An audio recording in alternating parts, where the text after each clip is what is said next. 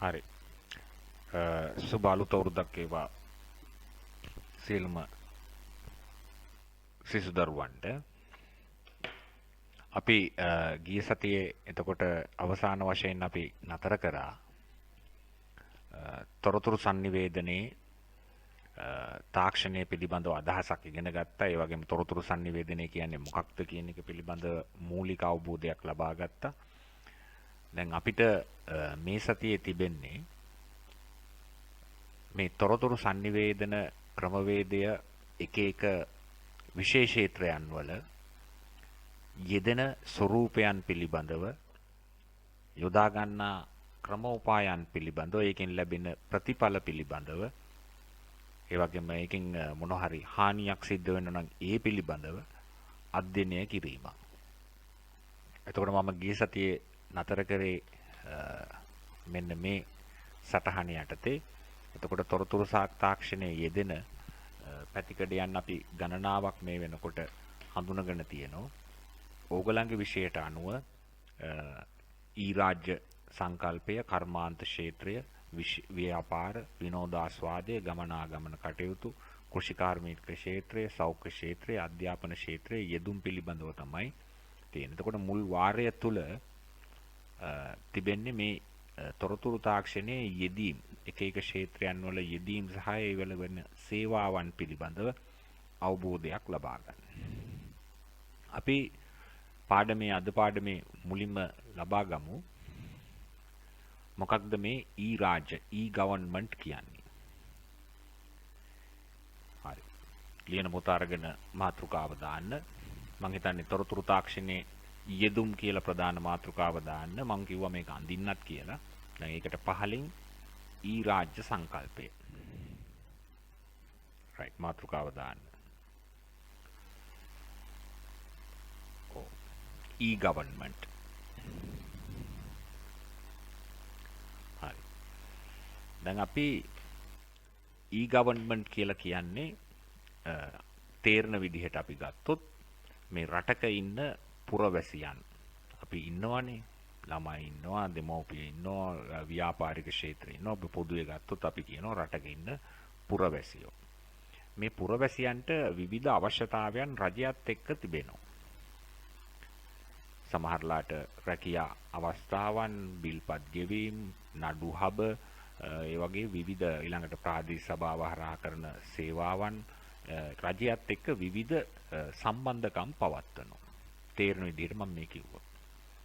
එතකොට මේ ඒ සම්බන්ධකම් පවත්වනකොට ඒ වලට අවශ්‍ය කරන තොරතුරු, ඒ වලට අවශ්‍ය කරන ලිපි ලේඛන ගොඩක් වෙලාවට අපි පැරණි ක්‍රමයට පරිශීලනය කරන්නේ ඒ ස්ථානෙට ගිහිල්ලා ඉල්ලීමක් කරලා ලිපි මාර්ගයෙන් මේවා ගෙන්නගෙන බලලා ඒකට කැමති නම් උත්තරේ ලියලා ආපහු ඒකට පිළිතුරක් එහෙන් එවලා මේ වගේ ක්‍රියාපටිපාටියක් තමයි අතීතයේදී තිබුණේ. දැන් රජයේ ආයතනවල තියෙන මේ වැඩ කටයුතු ගොඩක් ඒවා පරිගණකගත කරලා තිබෙනවා.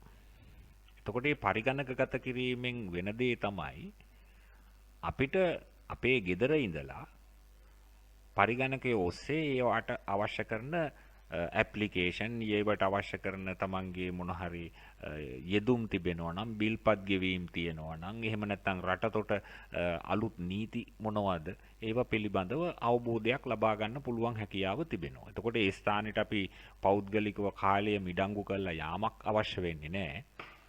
එතකොට ඔබට ගෙදර ඉඳලා කැමති වෙලාවක, දැන් අනිත් එක දැන් කාර්යාල වෙලාවක් ගත්තොත් එහෙම උදේ ඉඳලා 8 ඉඳලා 4යි කාල විතර වෙනකන් විතරයි වැඩ කරන්නේ. එතකොට ඒ වෙලාවෙන් පසු ඒ ස්ථානයකට ගිහිල්ලා අපිට වැඩ කටයුත්තක් කරගන්න අපහසුයි. එතකොට අපිට මේක අන්තර්ජාල ක්‍රියාකාරීත්වයේ තියෙන නිසා ගෙදර ඉඳලා වාට කැමති වෙලාවකදී මේ ආයතනවල තොරතුරු, ඉල්ලීම් කිරීම, බිල්පත් ගෙවීම වගේ දේවල් සිදු කරන්න පුළුවන්. එතකොට ක්‍රමානුකූලව දැන් ලංකාවේ විවිධ රාජ්‍ය ආයතන මේ විදිහට පරිගණකගත කරලා තියෙනවා. ඒකෙන් අදහස් කරන දේ කාර්යාලයේ සිදුවන ක්‍රියාදාමය, සේවාව අන්තර්ජාලය ඔස්සේ පුරවැසියට භුක්ති විඳීමට හැකියාව තිබෙනවා. එතකොට මෙන්න මේ ක්‍රියා ව්‍යුහයට අපි පොදුව කියනවා ඊ රාජ්‍ය සංකල්පය කියලා. පැහැදිලිද? දැන් වර්තමානයේ තියෙන්නේ එවැනි ක්‍රියාවලිය දැන් උදාහරණයක් මේ කොවිඩ් ප්‍රශ්නය හමුවේ. එතකොට කාර්යාලවල ගොඩක් අය වැඩ කරන්න සීමිත ප්‍රමාණයක් කියන්නේ. එතකොට ඒකෙන් අදහස් කරන්නේ ඉතිරි කට්ටිය ගෙදර ඉඳලා වැඩ කරන්න කියනවනේ. දැන් ඔයගොල්ලෝ බලනවා ඇති ගෙදර ඉඳලා කොහොමද වැඩ කරන්නේ කියලා. ඒකෙන් අදහස් වෙන්නේ ඒ කාර්යාල පරිශ්‍රයේ තියෙන වැඩ කටයුතු ඒ වෙනකොටත් පරිගණක පද්ධතියක තිබෙන නිසා නිවසේ ඉඳලා ඒ පරිගණක පද්ධතියට ඇතුල් වෙලා නිවසේ ඉඳලම තමන්ගේ රාජකාරී කොටස ඉටු කරගෙන යන්න පුළුවන් හැකියාව මතුවලා තියෙනවා. දැන් එහෙම නොවුනනම් අපි තුන් පරිගණක පද්ධති ක්‍රමවේදයක් ඒ විදිහට ස්ථාපනය කළා ඒ ආයතනවල ක්‍රියාත්මක වෙලා වැඩි දියුණු කරේ නැත්නම් මේ අවස්ථාවේදී ලොකු ප්‍රශ්නයකට මැදිහත් වෙනවා. පැහැදිලිද? right. අපි ලියාගමු මේ විදිහට e-government. හරි. මේ තියෙන කොටස නිවැරදි. රජයක් තොරතුරු හා sannivedana තාක්ෂණය තොරතුරු හා sannivedana තාක්ෂණය යොදා ගනිමින්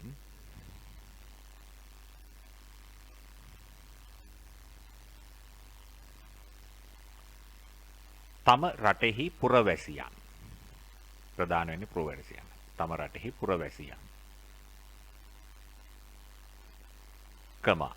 සමාගම්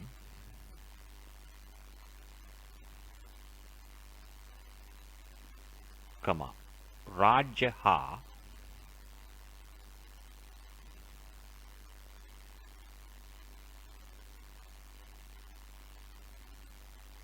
රාජ්‍ය නොවන සංවිධාන. රට තුළ පවතිනවනේ රට රජයට අයිති නැති සංවිධාන වෙනත් රටවල් වලින් ඇවිල්ලා කරන දේවල්. හරි.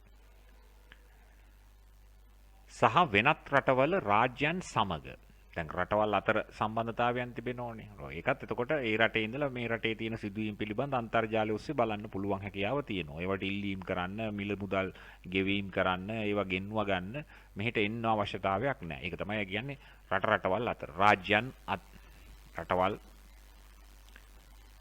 රාජ්‍යයන් සමග සම්බන්ධතා පැවැත්වීම.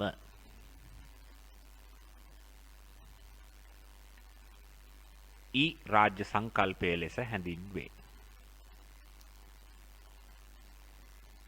රාජ්‍ය සංකල්පය ලෙස හැඳින්වේ.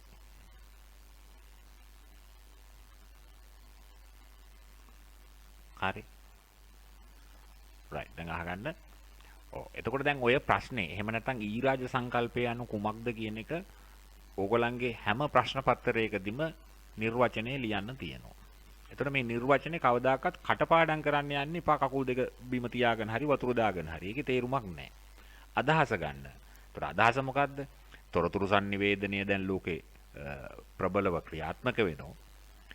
ශ්‍රී ලංකාවේ රජය මැදිහත් වෙලා රජයේ තියෙන රටේ තියෙන එක් ආයතන රාජ්‍ය ආයතන වල ක්‍රියාව්‍යුහය ලිපි ලේඛනවල පවත්වාගෙන යන්නේ නැතුව පරිගණක පද්ධතියකට ඇතුල් කරලා තියෙනවා. ඔක්කොම කියන එක නෙමෙයි ක්‍රමානුකූලව ඒක වෙමින් පවතිනවා. දැන් බහුතරයක් එහෙම වෙලා තියෙන්නේ. එතකොට එහෙම කරපුවම වෙන්නේ මොකද? රටක ඉන්න පුරවැසියන්ට තමන්ගේ නිවසේ ඉඳලා අන්තර්ජාලය ඔස්සේ මේ සේවාවන් භුක්ති විඳින්න පුළුවන්. හරි. එතකොට රටක පුරවැසියන් ප්‍රධාන වෙන්නේ. එතකොට ඒ අතර ගත්තොත් විවිධ සමාගම් තියෙනවා, පෞද්ගලික ආයතන තිබෙනවා, රාජ්‍ය ආයතන තියෙනවා, රාජ්‍ය නොවන ආයතන තියෙනවා. ඒ වගේම රටින් පිට වෙනත් රටවල් අතර තියෙන සම්බන්ධතාවයනුත් තිබෙනවා. එතකොට ඒක ෆන්ඩමෙන්ටල් එක තේරුම් ගත්තම ඕනම වෙලාවකදී මේ නිර්වචන ලියන්න කරුණු ඔලුවට එනවා. පැහැදිලිද? right. දැන් ඒකට තිබෙනවා අපිට රාජ්‍ය තොරතුරු කේන්ද්‍රය. ඒකෙන් අදහස් කරන්නේ මේ වෙබ් අඩවියක් තිබෙනවා. මේ වෙබ් අඩවිය හරහා ලංකාවේ මේ වෙනකොට පරිගණක පද්ධති මගින් සහාය දක්වන්න පුළුවන් ආයතන සියල්ල ඒකාබද්ධ කරලා වෙබ් පිටුවක් තිබෙනවා. එතකොට මේ වෙබ් පිටුව තමයි රාජ්‍ය තොරතුරු කේන්ද්‍රයේ වෙබ් පිටුව.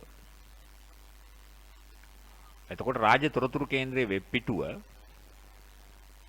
http://www.gov.lk. හරිද? එතකොට මේ තියෙන්නේ වෙබ් අඩවියේ වෙබ් ලිපිනය. එතකොට මේක අපි අර ඉන්ටර්නෙට් වලදී Google Chrome එකේ මේක ඇතුල් කරපුවාම රාජ්‍ය තොරතුරු කේන්ද්‍රයට ඇතුල් වෙන්න පුළුවන්. ඒ කියන්නේ දැන් නිවසේ ඉඳලා රජයේ තියෙන කිසියම් හෝ ආයතනයක වැඩ කටයුත්තක් කරගන්න, බලන්න, ඉල්ලීම් කරන්න, බිල්පත් ගෙවීම වගේ දේවල් ඕනේ නම් අපි ටක් ගාලා gov.lk එකට, gov කියන්නේ government.lk ලංකා ටක් ගාලා මේක ටයිප් කරනවා. ටයිප් කරපුවම ඕගලන්ට පෙර දසුණක් එනවා මෙන්න මේ විදිහට.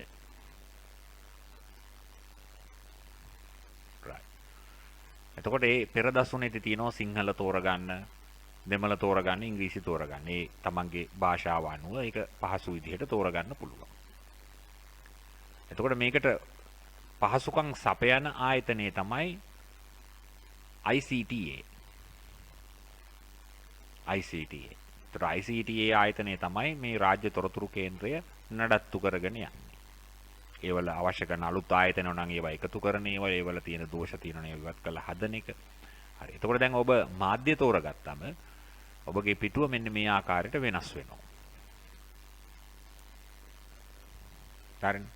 එතකොට එක එක ආයතන දැනට පරිගණකගත කරලා තියෙන එක එක ආයතන මේ විදිහට පෙන්눔 කරනවා. මේ තියෙන කෘෂිකාර්මික, පාංශු සම්පත්, දීවර, මහා පරිමාණ හා කුඩා පරිමාණ කෘෂි නිෂ්පාදන. එතකොට මේවට රාජ්‍ය ආයතන තියෙනවනේ. එතකොට ඒක ක්ලික් කරපුවම ඒ ආයතනවල ක්‍රියාකාරීත්වයන්, ඒ වගේම ඉල්ලීම් කරන දේවල් මොනවද අපිට ගන්න තියෙන්නේ, මොනවද අපිට ඉල්ල ගන්න තියෙන්නේ, මොනවා රැකියා අවස්ථාවන් තියෙනවද, ඒ වලට ඉල්ලුම් කරන්න පුළුවන්ද, මේ දේවල් ඔක්කොම අන්තර්ජාලය ඔස්සේ බලන්න පුළුවන්. දැන් ඔය තියෙන තව බැංකු බදු සහන රක්ෂණ. ඒ කියන්නේ සියලු බැංකු පද්ධතිවල ක්‍රියාකාරීත්වයන්, පොලි අනුපාතයන්, මුදල් ඔන්ලයින් ගෙවීම් ක්‍රමවේදයන්, රක්ෂණ ක්‍රමවේදයන් මේවා පිළිබඳව තියෙනවා.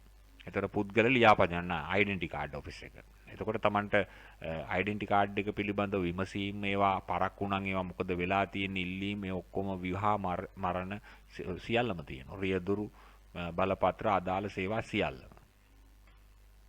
sannivedana අධ්‍යාපන පුහුණුව, රැකියා තොරතුරු, රැකියා තොරතුරු. ඒක රජයේ ගැසට් මගින් නිකුත් කරන විවිධ රැකියා කටයුතු, ඒවට දෙන රාජ්‍ය අනුග්‍රහයන් පිළිබඳ තොරතුරු ඕන එකක් අපිට මේ පිටුව ඔස්සේ සිංහලෙන් බලන්න පුළුවන්. අපි මෙතනදී තේරුවේ සිංහලෙන් නම් ඒ කටයුතු සිංහලෙන් පෙන්눔 කරනවා.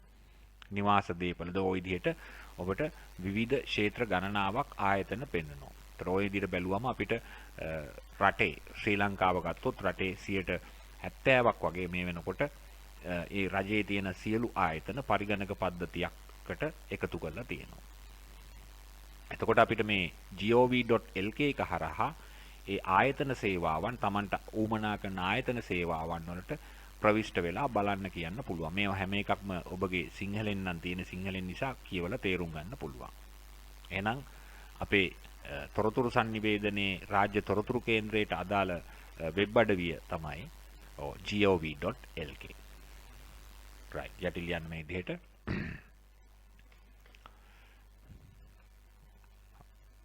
හරි. right. ශ්‍රී ලංකාව තුල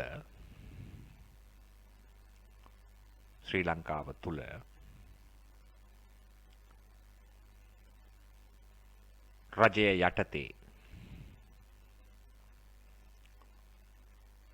පවතින බොහෝ දෙපාර්තමේන්තු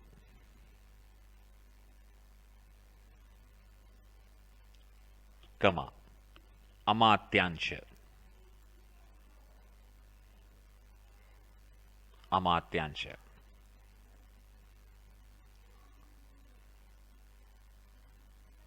වල ක්‍රියා ව්‍යුහයන්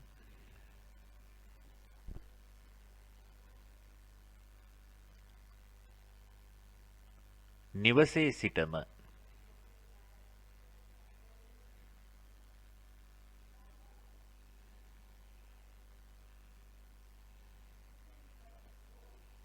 ක්‍රියාව්‍යුහයන් නිවසේ සිටම පාලනය කිරීමට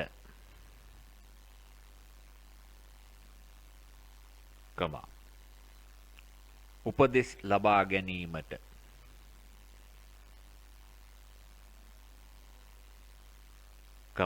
ඉල්ලීම් ඉදිරිපත් කිරීමට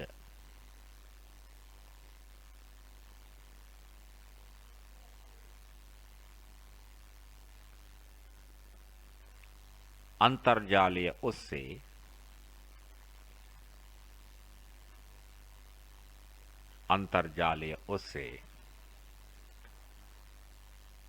රාජ්‍ය තොරතුරු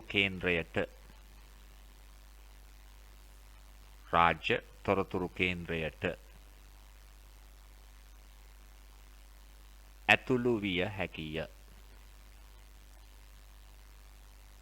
ඇතුළු විය හැකිය.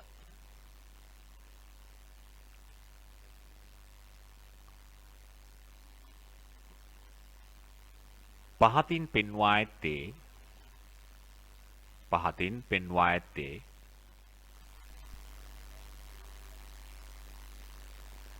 රාජ්‍ය තොරතුරු කේන්ද්‍රයේ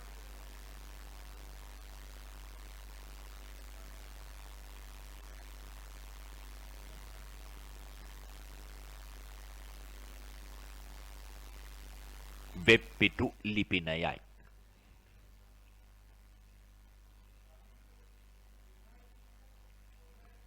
right රුලක් ඇරලා යටින් මේක ලියන්න පැහැදිලිව http://www.gov.lk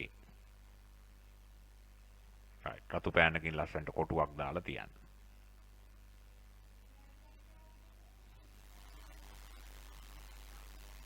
හරි. එතකොට දැන් අන්තර්ජාලයේ වැඩ කටයුතු කරන අවස්ථාවකදී මේ ලිපිනය ටයිප් කරලා බලන්න. එතකොට මේ වගේ මේ ස්ථානෙට පැමිණෙන්න.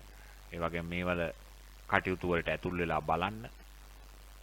ඒකට පුහුණුවක් ලබා ගන්න. එහෙම දෙයක් තියෙනවා. හරි. එතකොට ඔය බිල් ගෙවන්න විස්තර දැනගන්න අපි පැරණි ක්‍රමයට ඒ ආයතන වලටම යන්නේකේ තේරුමක් නැති තත්වයකට දැන් තියෙන්නේ. එතකොට මේවා පිළිබඳව දැනුම ඕගොල්ලෝ ගන්නකොට ඕගොල්ලන්ගේ පරම්පරාවේ අය කවදාකවත් එතකොට ඔය පෝලිං ගානේ එහෙම නැත්නම් ඒ ස්ථාන වලට ගිහිල්ලා ගොඩක් කරදර වෙන්නේ නැහැ. ඒ කියන්නේ අපිකින් අදහස් කරන්නේ මේ මිනිසුන්ට අවශ්‍ය කරන ජීවත් වෙනකොට අවශ්‍ය කරන 100%ක්ම අවශ්‍යතාවයන් අන්තර්ජාලයෙන් කරගන්න පුළුවන් කියන බොහෝ කටයුතු. දැන් ඔයගොල්ලෝ කල්පනා කරලා බලන්න බිල්පත් ගෙවන්නම කොච්චර සමහරලාට ඉලෙක්ට්‍රිසිටි බෝඩ් එකට යන්න වෝටර් බිල් එක ගෙවන්න කොච්චර ප්‍රශ්න තියෙනවද කියලා. ඒකට කාලයක් වෙන් කරගන්න ඕනේ. ඒකට යන්න ඕනේ. සමහරලාට ඒ යනකොට වෙලාවට ඔෆිස් එක වහලා තියෙනවා. එතකොට ඒක සමහරලාට ගෙව්වේ නැත්තම් Tamanට දඩ මුදල් එනවා. එතකොට දැන් මේ ක්‍රියාවලිය පිළිබඳව දන්නවනම් ටක් ගාලා ගෙදර ආවා. එදා රෑ 12 වෙන්න කලින් අන්තර්ජාලයට ඇතුල් වෙලා තමන්ගේ ගෙවීම් කරන්න පුළුවන්. හැබැයි මේ ගෙවීම් කරන්න නම් හැමෝටම මේ බැංකුවක මුදල් තැන්පත් කරපු කාඩ් පතක් තිබෙන්න ඕනේ. ඒතර වර්තමානයේක නැති කෙනෙක් නැති තරන්නේ. හරි. ඒතර තාක්ෂණයට ඇතුල් වෙනකොට මේ දේවලුත් තියෙන්න ඕනේ. නැත්තම් මුදල් අපිට කම්පියුටර් එක හරහා වමාරු කරන්න බෑනේ. අපිට පුළුවන් ඉන්නේ තමන්ගේ ATM යන්ත්‍රයට පාවිච්චි කරන කාඩ් එකේ තියෙන මුදල් මගින් තමයි මේ හුවමාරුව සිදු කරන්න පුළුවන් වෙන්නේ. හරි. right. අපි ඊළඟ කටයුතුට මෙයා මුකුත් අඳින්නේ නැහැ. මේ කොටු කරලා දාගන්න. හරි. එතකොට දැන් මේ රාජ්‍ය තොරතුරු කේන්ද්‍රයට ICT ආයතන තමයි ඒ පිටු ක්‍රියාකාරීත්වය නඩත්තු කරන්නේ. තොරතුරු හා sannivedana තාක්ෂණ ආයතනය. ICT කියන්නේ තොරතුරු හා sannivedana තාක්ෂණ ආයතනය.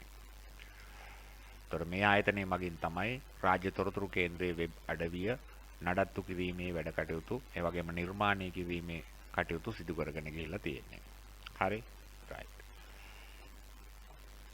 ඊළඟට අපි බලමු ඔය රජය මගින් එක එක සේවාවන් ලබා දෙනකොට ඒකට අපි පාවිච්චි කරනවා කෙටි යෙදුම්. එතකොට මේ කෙටි යෙදුම් කිහිපයක් ඕගොල්ලන්ගේ විෂය ධාරාවට ඇතුල් කරලා තියෙනවා. නැත්තම් මීට වඩා ප්‍රමාණයක් අන්තර්ගත වෙනවා. ඒ කෙටි යෙදුම් කීපේ යටතේ දෙන සර්විස් එක දෙන සේවාව පිළිබඳව අවබෝධයක් ඔබට තිබෙන්න ඕනේ. දැන් මේ තියෙන්නේ ඒ කොටස. දැන් උතන තියෙනවා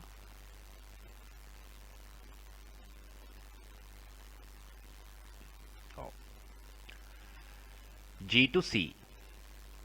G2C government to citizen. ඒ කියන්නේ රජය මගින් පුරවැසියන්ට ලබා දෙන සේවාවන් මොනවාද? G2G government to government. ඒ කියන්නේ රාජ්‍ය ආයතන වෙත ලබා දෙන සේවාවන් මොනවාද? G2B government to business. ඒ කියන්නේ රජයක් රටක ඉන්න ව්‍යාපාරික ක්ෂේත්‍රයට ලබා දෙන සේවාවන් මොනවාද? ඒ වගේම G2E government to employee. employee කියන්නේ අපි සේවකයන්. ඒ කියන්නේ රටක රජය සහ රටක සිටින පුරවැසියන් අතර රැකියා කරන අය ඉන්නවා. ඒ රැකියා කරන අයට ලබා දෙන සේවාවන් මොනවාද කියන එක පිළිබඳව. එතකොට මේ ක්ෂේත්‍ර හතරක් ඔබට මේ පහසුකම් සපයන ක්ෂේත්‍ර හතරක් මේ විදිහට පෙන්වනවා. තව ওই විදිහට G2C, G2G, G2B, G2E ඔය වගේ තව තිබෙනවා G2G වගේ තියෙනවා. හරි. දැන් අපි ඊළඟට ආරම්භ කරමු මේ විදිහට මාතෘකාවක් ලියන්න. ඔව්. පහතින් පෙන්වා ඇත්තේ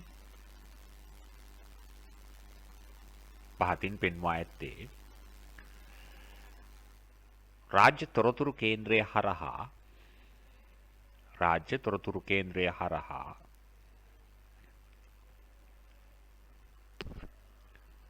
ලබා දෙන සේවාවන්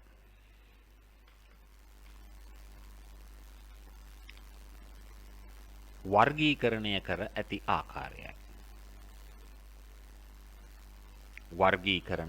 ඇති ආකාරයයි.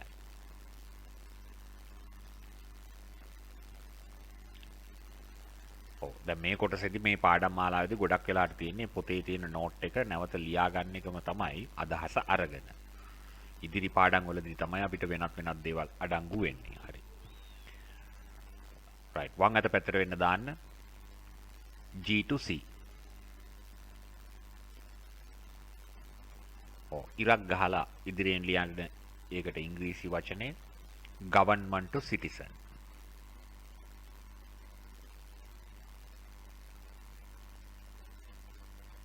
right. ඒක යටතේ ලියන්න මේ විදිහට රජය මගින් රටක පුරවැසියන් වෙත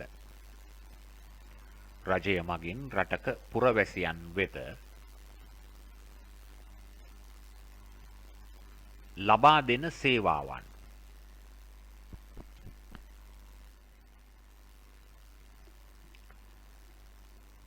මේ යටතේ ඇතුළත් වේ.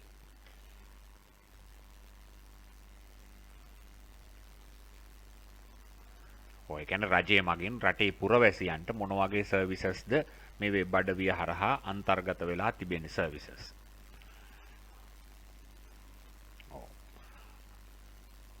තියෙන ටික ලියාගෙන යන්න පුළුවන්.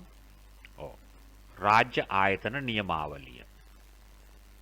ඒ කියන්නේ රටේ පවතින රාජ්‍ය ආයතනවල ඒ රාජ්‍ය ආයතනවල නම්, ඒ රාජ්‍ය ආයතන වලින් කෙරෙන සේවාව, ඒ රාජ්‍ය ආයතනයට සම්බන්ධ වෙන්න අවශ්‍ය කරන දුරකථන අංක නියමාවලිය. හරියට අර ටෙලිෆෝන් ඩිරෙක්ටරි එක තියෙනවා වගේ නියමාවලිය. එතකොට අපිට දැනගන්න පුළුවන් රටක මේ අපේ ලංකාවේ නම් රජයේ යටතේ පවතින රාජ්‍ය ආයතන මොනවද? ඒවල ප්‍රධාන කාර්යාල පිහිටි ස්ථාන මොනවද? ඒ වගේම මේ වගේ ලිපින, විද්‍යුත් ලිපින, ඒ වගේම කතා කළ යුතු සම්බන්ධීකරණ දුරකථන අංක, ජෙනරල් නම්බර්ස් පිළිබඳව මේ විස්තර බලා ගන්න පුළුවන්. ඊළඟ එක දාන්න බිල්පත් ගෙවීම. රජයට අයිති ඒවා අපි ගත්තොත් බිල්පත් ගෙවීම ගොඩක් වෙලාවට දුරකථන සමාගම් තිබෙනවා. ඒ කියන්නේ ටෙලිකොම් වගේ ආයතන, රාජ්‍ය ආයතන. තව අපිට බිල්පත් ගෙවන්න තියෙන්නේ ඉලෙක්ට්‍රිසිටි බිල් එක. තව අපිට තියෙන්නේ වෝටර් බිල් එක.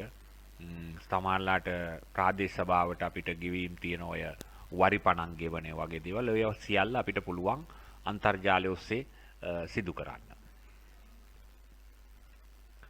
වාහන බලපත්‍ර අලුත් කිරීම ඊළඟ එක. දැන් වාහනවල බලපත්‍රයක් අලුත් කරන්න ඕනේ අවුරුද්දෙන් අවුරුද්දට. එතකොට මේ බලපත්‍රය අපි ඒ ආයතනයට ගිහිල්ලා ගන්න එක තමයි සාමාන්‍යයෙන් ඉස්සර තිබුණු සිරිත. අපිට ඕනේ නම් අන්තර්ජාලය ඔස්සේ වාහන බලපත්‍රය අලුත් කරගන්න පුළුවන්. එතකොට ඒ උඩ තිබෙනවා මෝටර රථ මෝටර් ට්‍රැෆික් ඩිපාර්ට්මන්ට් එක ඇති මේ ලයිස්තුවේ මං කීපයක් අරන් තියෙන්නේ. තව මේකෙන් නැතුව ඇත්තේ 15 එක ඇත්තේ එහෙනම්. ඔව්. ඒතර මේ වෙබ් අඩියට ගියාම තව බලන්න ඒක ඇති මෝටර් ට්‍රැෆික් ඩිපාර්ට්මන්ට් කියලා. රථවාහන. එතකොට බලපත්‍රය අලුත් කරගන්න පුළුවන්. එතකොට තමන්ගේ වාහනේ අංකය ඇතුල් කරපුවම කලින් බලපත්‍රයේ පිළිබඳ විස්තර ටික ඉදිරිපත් කරනවා. අලුත් කරන්න ඕන කාලයට අදාළ ගෙවීම් කරන්න ඒකේ පුළුවන්. ඒ ගෙවීම් සිදු කරාට පස්සේ අලුත් බලපත්‍රය තිරේ පෙන්නනවා. ඒක ඕනනම් අපිට ගෙදර තියෙන printer එකෙන් print කරගැනීමේ හැකියාව පවතිනවා. එතකොට මේ print කරගත්තට පස්සේ ඒක නිල තත්වයක පවතින. නැත්නම් ඒක ව්‍යාජ එකක් නෙමෙයි. ඒ වගේම සතියක් ඇතුළත වගේ ඔබගේ ඔරිජිනල් පිටපත එතකොට පෝස්ට් එකේ නිවසට ලැබෙනවා. එතකන් ඔබට මේ බලපත්‍රය නිවැරදි. ඊළඟට රාජ්‍ය තොරතුරු කේන්ද්‍ර සේවාවන්.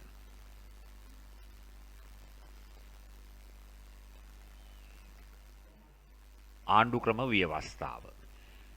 ආණ්ඩු ක්‍රම ව්‍යවස්ථාව පොත අපිට හොය පුස්තකාලය ගැන යන්න ඕනේ. ආණ්ඩු ක්‍රම ව්‍යවස්ථාව අපිට G2C සේවා යටතේ පවතින දෙයක්. ඔවා කෙටි ප්‍රශ්න වල දෙනවා. පුරවැසියන් හට ආණ්ඩු ක්‍රම ව්‍යවස්ථාවට අදාළ කරුණු කාරණා දැක බලා ගැනීම කුමන කැටගරියකටද වැටෙන්නේ? G2C. නීති පද්ධති. රජය මගින් නිරන්තරයෙන් පවන විවිධ නීති රීති පිළිබඳව අවබෝධය ලබා ගන්න පුළුවන්. ශ්‍රී ලංකා සිතියම. මේවා තියෙන්නේ කෝකෙද කියන එක අවබෝධයෙන් ඉන්න. ඔයගලන්ගේ ප්‍රශ්නාවලිදු පේපර් එකේදී ලැබෙන්නේ මේ ආකාරයෙන්. ඒතොර ශ්‍රී ලංකා සිතියම පිළිබඳ තොරතුරු විග්‍රහ කිරීම G2C යටතේ සිදු වෙන්නේ. ඒ වගේම සමහරවිට ප්‍රශ්න අනිත් පැත්තට දෙන්න පුළුවන්. G2C යටතේ ඇති සේවාවන් 3ක් නම් කරන්න. හරි. ඊළඟ එකට ගමු අපි G2G. ඉරක් ගහලා දාන්න government to government.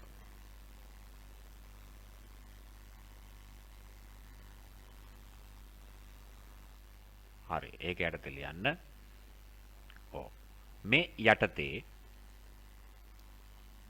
මේ යටතේ රාජ්‍ය ආයතන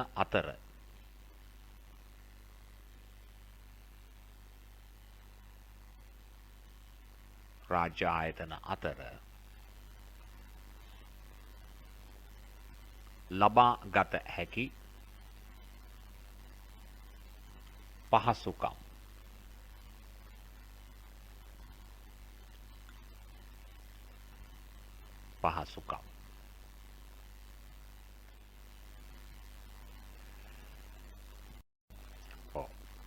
එතකොට රජයට අයිති තානාපති කාර්යාලය. එතකොට තානාපති කාර්යාලවල මොනවද වෙන්නේ කියන එක පිළිබඳව රජයේ වෙනත් ආයතනයක තියෙන වෙබ් අඩවියක් හරහා ඒව දැනගන්න පුළුවන්. ඒ වගේම රජය මගින් නිකුත් කරන දේවල් එතකොට ඒ ආයතන වලට ගලා යාම සිද්ධ වෙනවා.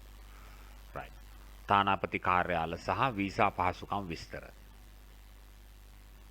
එතකොට ඔබගේ පුරවැසියා ඇඳුම්පත් අංකය ගහපුවම පොලිසියත් සම්බන්ධයි. මේ ඊළඟට වීසා ලබා දෙන තානාපති කාර්යාලයට සම්බන්ධ වෙනවා. ඒ වගේම වීසා පහසුකම් ලබා ගන්න පිටරට යන්න අවශ්‍ය කරන පහසුකම් සපයන ආයතනයත් එක්ක සම්බන්ධයි.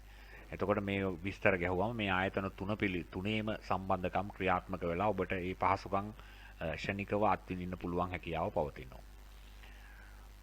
රජයේ නීති රීති. සංචාරකයන් සඳහා සහාය වීම.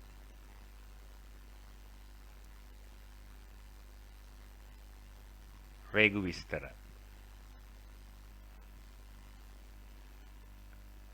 ශ්‍රී ලංකාවේ සුන්දර ස්ථාන සහ ශ්‍රී ලංකා සිතියම. දැන් මේ අනුව පේනවනේ ශ්‍රී ලංකා සිතියම G2G කියන එක යටතේ පවතිනවා.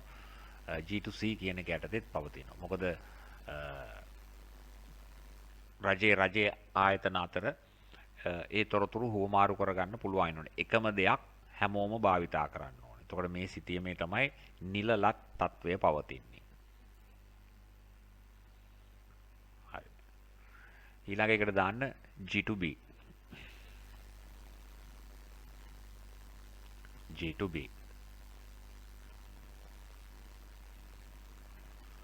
government to business.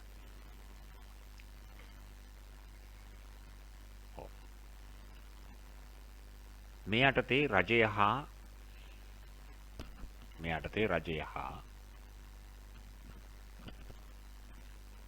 ව්‍යාපාරික ක්ෂේත්‍රය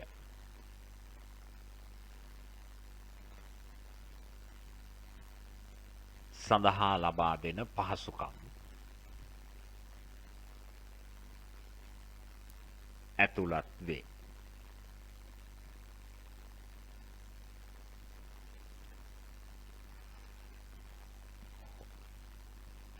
ඇතුළත් වේ.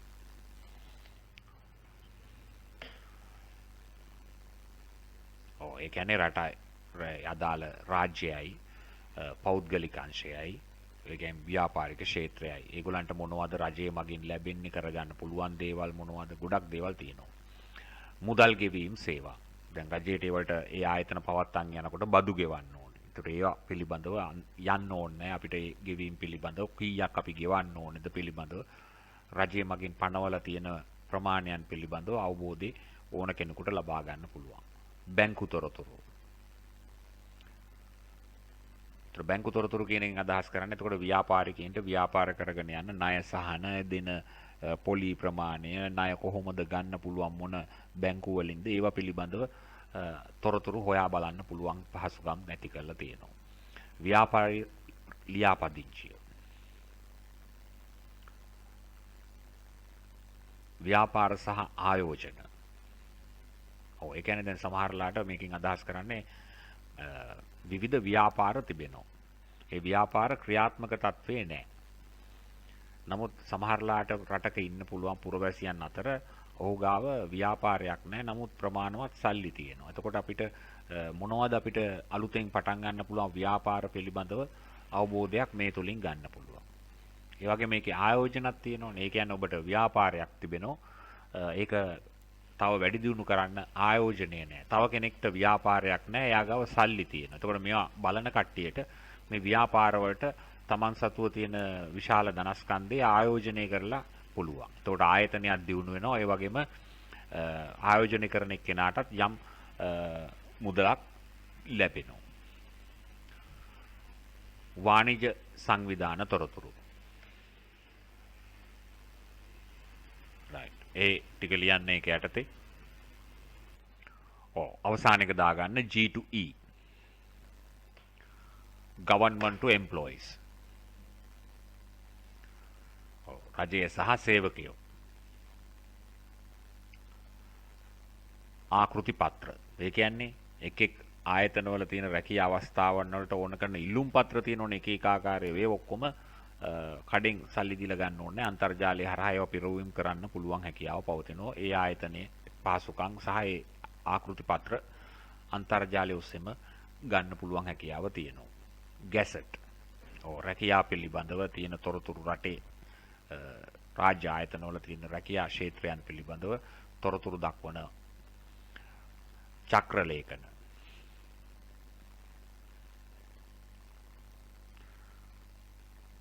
රාජ්‍ය සේවකයන් සඳහා ණය සහ පහසුකම්.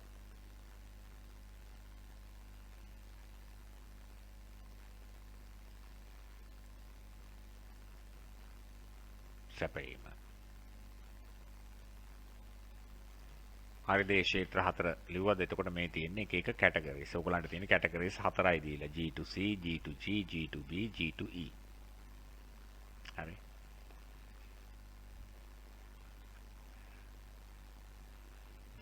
එතකොට තොරතුරු තාක්ෂණයේ යෙදෙන එක ක්ෂේත්‍රයක් ගැන අපි සාකච්ඡා කරා.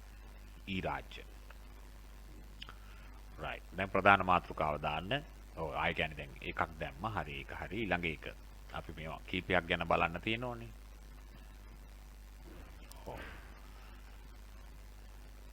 තොරතුරු තාක්ෂණය අධ්‍යාපන ක්ෂේත්‍රයේ යෙදුම්. තොරතුරු තාක්ෂණය අධ්‍යාපන ක්ෂේත්‍රයේ යෙදුම්. දැන් මේ දවස්වල ගොඩක් වෙලාට මේ කොවිඩ් ප්‍රශ්නේ නිසා මේ තොරතුරු තාක්ෂණය මගින් තමයි ඔයගොල්ලන්ගේ අධ්‍යාපන කටයුතු සිදු වෙන්නේ. දැන් බලන්න ඒක ඔයගොල්ලන්ට අත්විඳින්නම ලැබිලා තිනවා. දැන් එහෙම ක්‍රමවේදයක් නොතිබ්බනම් මෙවැනි තාක්ෂණික ක්‍රමවේද තොරතුරු තාක්ෂණික ක්‍රමවේදයක් නොතිබ්බනම් ගුරුවරුයි ළමයිනුයි අද වෙනකොට අඳුරන්නේ නැති තත්වයකට ඇවිල්ලා තියෙන්නේ. ඉතින් මාස ගිය අවුරුද්දම වගේ දන්නේ නැහනේ. එතකොට ඔබ ළඟට යන්න ක්‍රමයකුත් නැහැ. ඔබට මා ළඟට එන්න ක්‍රමයකුත් නැහැ. පන්ති පවත්වන්න අවස්ථාවකුත් රජය මගින් දීලා නැහැ.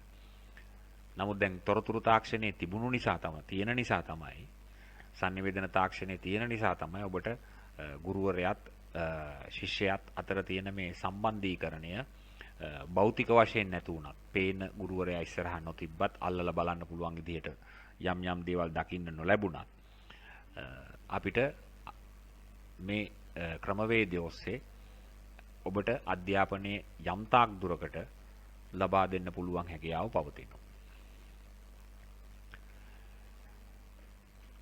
පැහැදිලිද? එතකොට අපි බලමු දැන් මේ වෙනකොට ඒවා පැහැදිලි කරන්න නිකන් ලියන්න බෑනේ. එතකොට අධ්‍යාපන ක්ෂේත්‍රයේ යෙදුම් කිව්වම අපි කියලා හරියන්නේ නැහැ නේ. දැන් මේ දවස්වල Zoom පාවිච්චි කරනවා, Teams පාවිච්චි කරනවා, එක වැඩසටහන් ඔස්සේ ක්‍රියාවලි කරනෝනේ. එතකොට ඒ තොරතුරු තාක්ෂණයේ යෙදුම් කිව්වම අපි Zoom කරනවා, අපි Teams කරනවා කියලා ලියලා උත්තර හරියන්නේ නැහැ. ඒකට අවශ්‍ය කරන නිවැරදි පාදක ක්‍රියාවන් අවශ්‍ය වෙනවා. හරි. එහෙනම් ඒක මාතෘකාව දැම්මනේ. අධ්‍යාපන ක්ෂේත්‍රයේ යෙදුම්.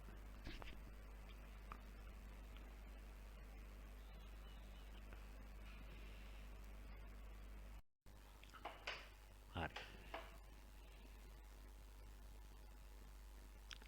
අධ්‍යාපන ක්ෂේත්‍රයේ යෙදුම්.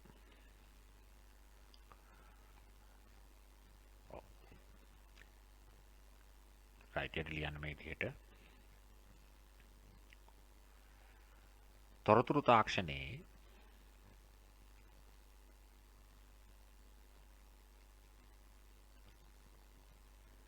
තාක්ෂණික යෙදුම්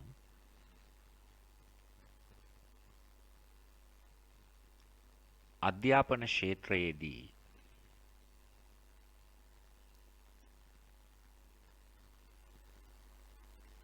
ඉතා ඉහළ මට්ටමකින් ක්‍රියාත්මක වේ.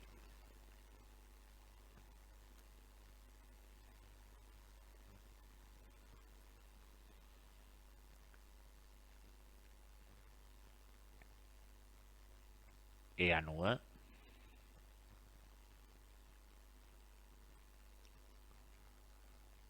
පහතින් පෙන්වා ඇති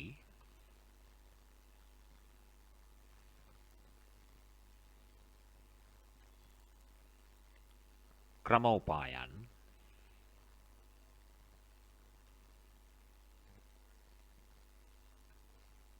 මේ වන විටත්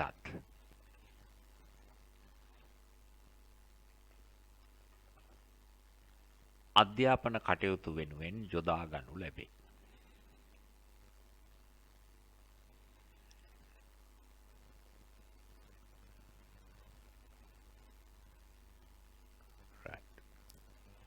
එතකොට ඒකට අපි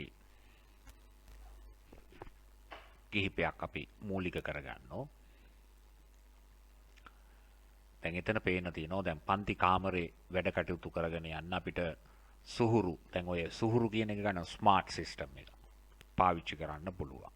දැන් වර්තමානයේදී සමහර පාසල්වලදී මේ සුහුරු ක්‍රම භාවිතා කරනවා. ඒ කියන්නේ බෝඩ් ලෑල්ලට විතරක් ගුරුවරයා සීමා වෙන්නේ නැතුව ඒකට අවශ්‍ය කරන පාඩමට අවශ්‍ය කරන සජීවී දේවල් ඒ වගේම දැනුම තව සපිරි තවත් ලෝකේ සොයා ගැනීම පිළිබඳව එකතු කරමින් මේ වැඩසටහන් එහෙම නැත්නම් අවශ්‍ය කරන විෂයමාලාව පුළුල්ව ළමයිට අවබෝධයක් ලබා ගන්න පුළුවන් ක්‍රමවේදයන් වලට උගන්වන්න පුළුවන් පහසුකම් ඇති වෙනවා මේ තොරතුරු තාක්ෂණය අපි පන්ති කාමරයක් තුල සැලසුම් කළොත්. එතකොට හැමෝටම හොඳින් භුක්ති විඳීමේ හැකියාවක් පවතිනවා. අපි ඊළඟ ගත්තොත් ඕනෑම තැනක සිට ඕනෑම වේලාවකදී අධ්‍යාපන ලැබීමේ පහසුව. එතකොට අපි මේ දුරස්ත ක්‍රමවේදෙදී එහෙම නැත්නම් මේ අධ්‍යාපන ක්‍රමවේදී තොරතුරු තාක්ෂණයේ යෙදලා තියෙන නිසා පන්ති කාමරයේම ඉන්න ඕනේ නැහැ. Tamanට කැමති ස්ථානයක සිට මේක අත්විඳින්න පුළුවන්. මොකද තමන්ගේ sannivedana මෙවලමට එහෙම නැත්නම් ෆෝන් එකට එහෙම නැත්නම් තමන්ගේ ලැප්ටොප් එකට ඒ අවශ්‍ය තොරතුරු ගුරුවරයාගේ ක්‍රියාකාරීත්වය ඒ වගේම අවශ්‍ය කරන පැවරුම් අවශ්‍ය කරන පිළිතුරු පත්‍ර යැවීම ලබා ගැනීම මේ දේවල් සියල්ලම කරන්න පුළුවන්. ඒතකොට තැනක ප්‍රශ්නයක් පවතින්නේ නැහැ.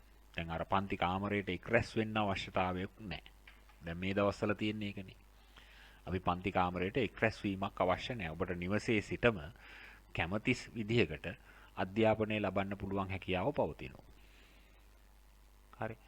ඒ වගේම ලයිව් කරන එකකදී තියෙන වාසියක් තිබෙන්නේ එකම වෙලාවේදී ළමයි සමූහයම එකම මොහොතේදී රටේ විවිධ තැන්වල ඉඳලා සම්බන්ධ වෙනවා. නමුත් එතනදී අර ළමයට වේලාව කියන එක ප්‍රමුඛත්වය දෙනවා. එතකොට මේ වේලාවට තමන් වෙන වැඩක හිටියත් අනිවාර්යෙන් ඒක කරන්න ඕනේ. එහෙම නැත්නම් මගේ ඇරිලා යනවා.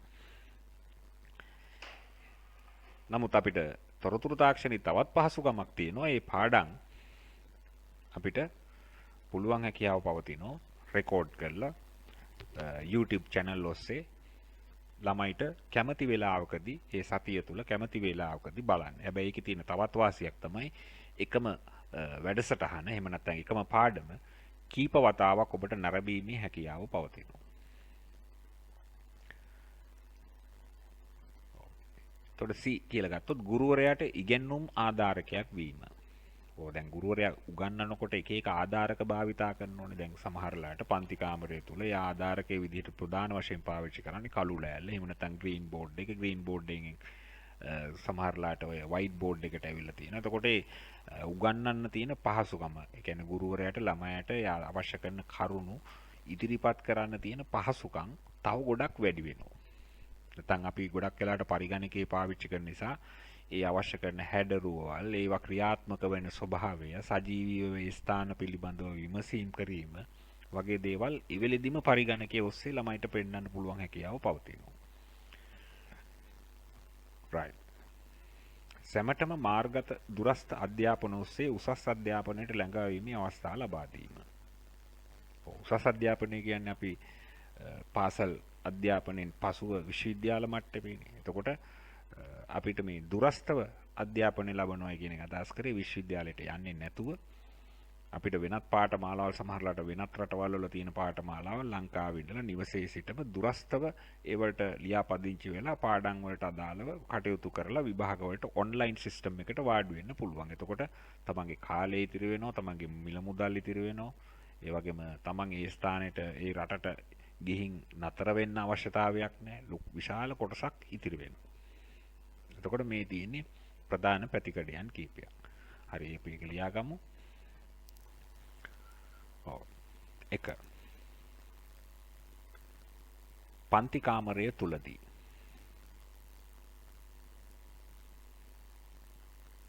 අධ්‍යයන කටයුතු සඳහා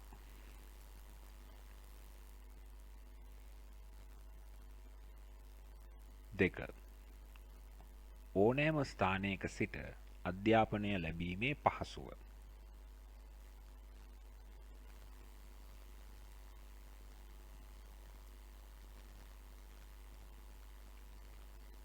3.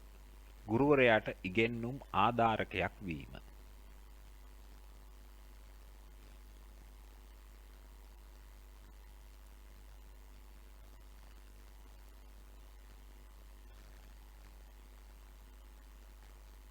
4. ඉගෙනුම් කළමනාකරණය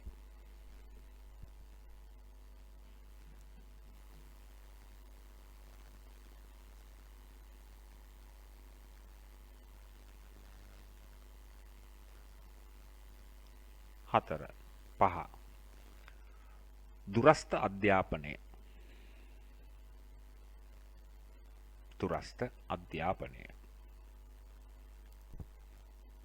ඒක දුරස්ථ අධ්‍යාපනය කියන එක උසස්ද පහත්ද කියන එක අවශ්‍ය නැහැ. දැන් ඕගොල්ලෝ දැන් පාසල් ළමුන් උසස් අධ්‍යාපනය නෙමෙයි ඉන්නේ. එතකොට දැනුත් ඉන්නේ ඕගොල්ලෝ දුරස්ථ අධ්‍යාපනයක පමණයි.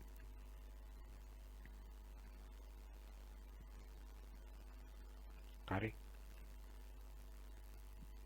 එතකොට අපි විමසලා බැලුවේ අධ්‍යාපන ක්ෂේත්‍රයේ අපි ප්‍රධාන වශයෙන් ඒවා යෙදෙන තැන් කීපයක් පිළිබඳ. අපි ඒක තවදුරටත් විමසලා බලමු මේ විදිහට. ඔව් දැන් අපි ඒක ලිව්වා පන්ති කාමරය තුලදී. දැන් පන්ති කාමරය තුලදී අපිට මොන වගේ ක්‍රමයකටද අපිට දැන් පන්ති කාමරය තුලදී කියන්නේ ශිෂ්‍යයාට පරිගණක පද්ධති ක්‍රමයේ යටතේ අධ්‍යාපනය ලබනකොට ඒ පන්ති කාමරය අපිට උවාට පරිගණකයකින් සමන් හැමදාම පාවිච්චි කරන්න උදේ ඉඳලා හවස වෙනකන් තියෙනවා නම් හැම ළමයාටම මොනවද අපි එතකොට මේ පරිගණක ඔස්සේ කෙරෙන වැඩ කටයුතු පන්ති කාමරේ කියන එක පිළිබඳව තමයි අපි බලන්නේ. හරි. අනුමාත්‍රකාවක් දාන්න. පන්ති කාමරයේ තුලදී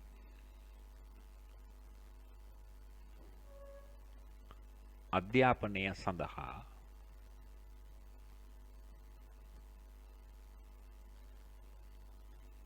පරිගණකය යොදා ගැනීම.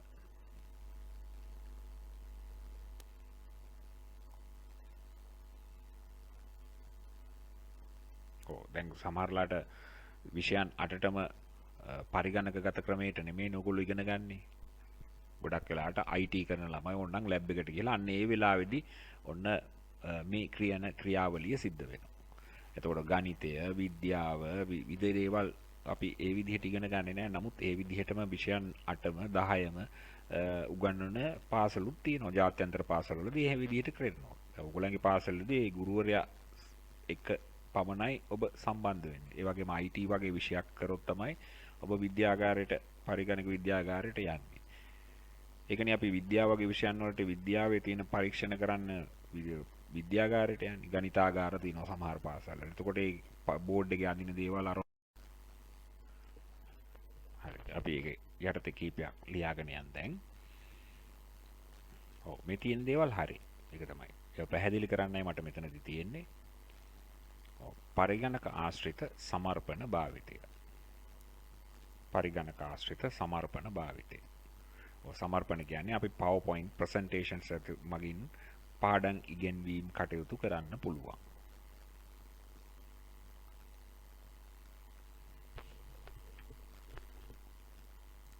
පරීක්ෂණ සහිත වීඩියෝ දර්ශන.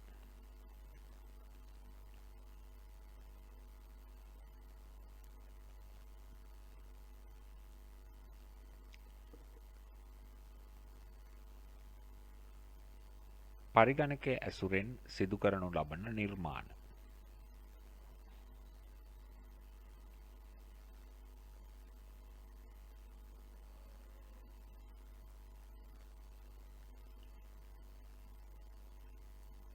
ලිපි ලේඛන සකස් කිරීම හා මුද්‍රණය.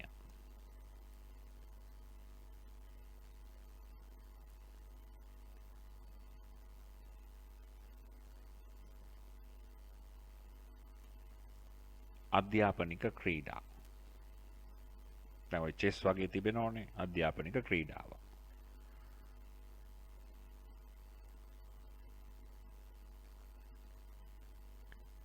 ඊළඟට CD DVD මාධ්‍යයෙන් තොරතුරු අධ්‍යයනය.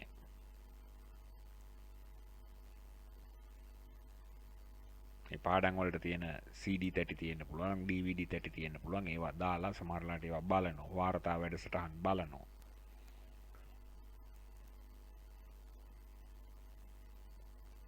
ඊළඟ එක ගත්තොත් අන්තර්ජාලය ඔස්සේ අධ්‍යාපනික තොරතුරු එක්රැස් කිරීම.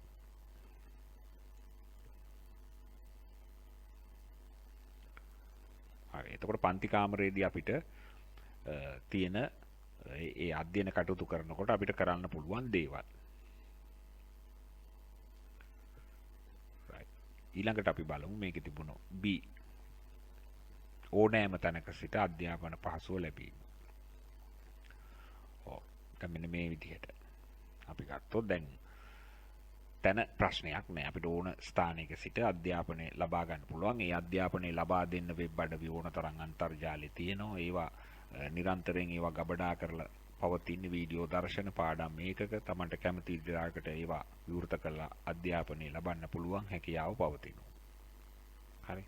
රයිට්. යටි ලියන්න මේ විදිහට B අවස්ථාව. ඕනෑම ස්ථානයක සිට අධ්‍යාපනය ලැබීම යටතේ. හරි. ඒක යටතේ ලියන්න. පරිගණකීය සතුව අන්තර්ජාල පහසුකම් ඇති විට පරිගණකයේ සතුව අන්තර්ජාල පහසුකම් ඇති විට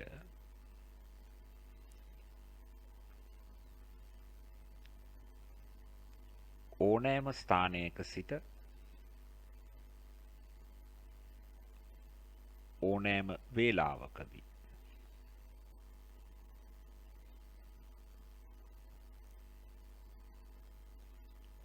අධ්‍යාපන වෙබ් පිටු හරහා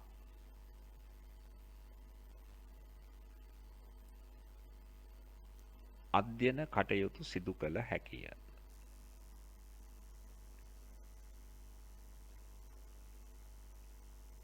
අධ්‍යයන කටයුතු සිදු කළ හැකිය. දැන් එතකොට ඒ අනුව අපිට පේන දෙයක් තමයි මෙහි ක්‍රියාවලිය කරන්න නම් අපිට අන්තර්ජාල පහසුකම් පවතින්න ඕනේ. එතකොට මේවල හොඳ තත්ත්වය වගේම නරක තත්ත්වෙත් තියෙනවා. දැන් ලංකාව වගේ රටක් ගත්තම සමහරලාට ඒ අන්තර්ජාල පහසුකම් ග්‍රාමීය ප්‍රදේශයට යනකොට ක්‍රමානුකූලව මේවල තියෙන ප්‍රමාණය ප්‍රබලත්වය සමහරලාට අඩුයි.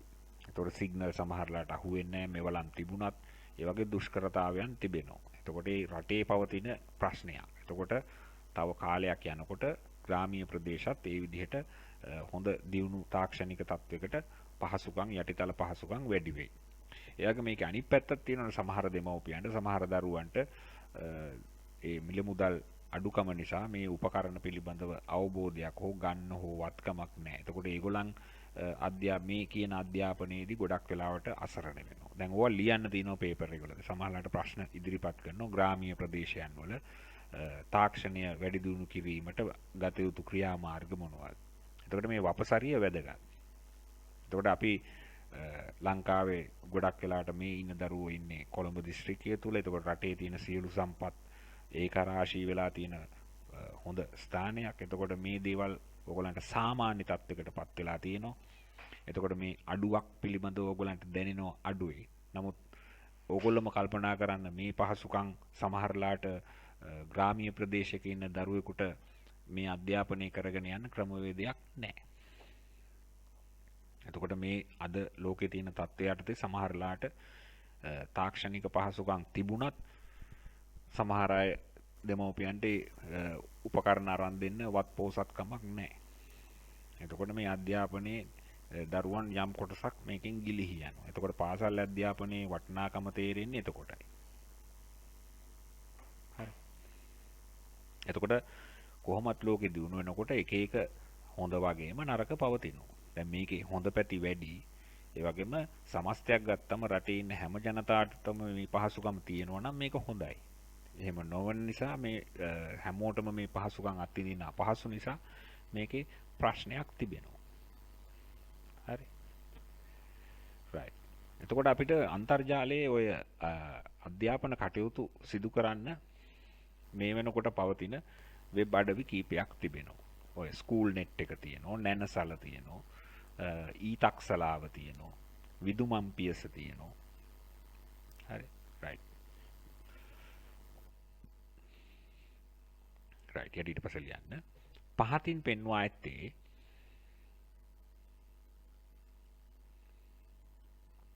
අධ්‍යාපන පහසුකම් ලබාගත හැකි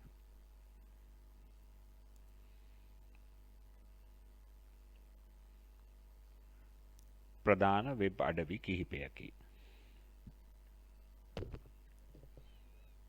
ප්‍රධාන වෙබ් අඩවි කිහිපයකි.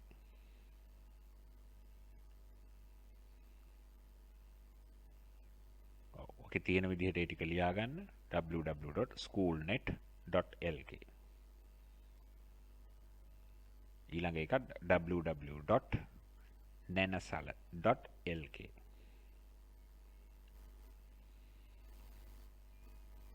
තුන්වෙනි එක www.e-taksalawa.moe.gov.lk මේ ඊතක්සලාව රාජ්‍යය මගින් ක්‍රියාත්මක වෙන එක බේනෝනේ gov.lk. ඒ කියන්නේ රාජ්‍ය තොරතුරු කේන්ද්‍රයෙන් ලබා දෙන පහසුකමක්. ඒක නිසා තමයි මේ gov.lk පවතින්නේ. අනිත් එක www.vidumampeta.com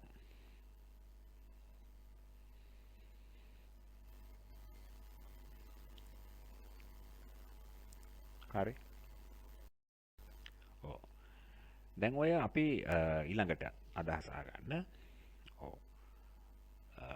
අන්තර්ජාලය ඔස්සේ අපි අධ්‍යාපනය ලබනකොට ඒකට අපි පාවිච්චි කරනවා නාමික ක්‍රමවේදයන් දෙකක්. එකක් තමයි WBT කියන ක්‍රමවේදය, තව තියෙනවා LMS කියන ක්‍රමවේදය. එතකොට අපි මේ WBT කියන කොටස මගින් අපි පාවිච්චි කරන්නේ, එහෙම නැත්නම් ඒකට කෙටි යෙදුමක් විදිහට පෙන්눔 කරන්නේ, අන්තර්ජාලය යොදා ගනිමින් ගුරුවරයෙකු හා සම්බන්ධ වීමට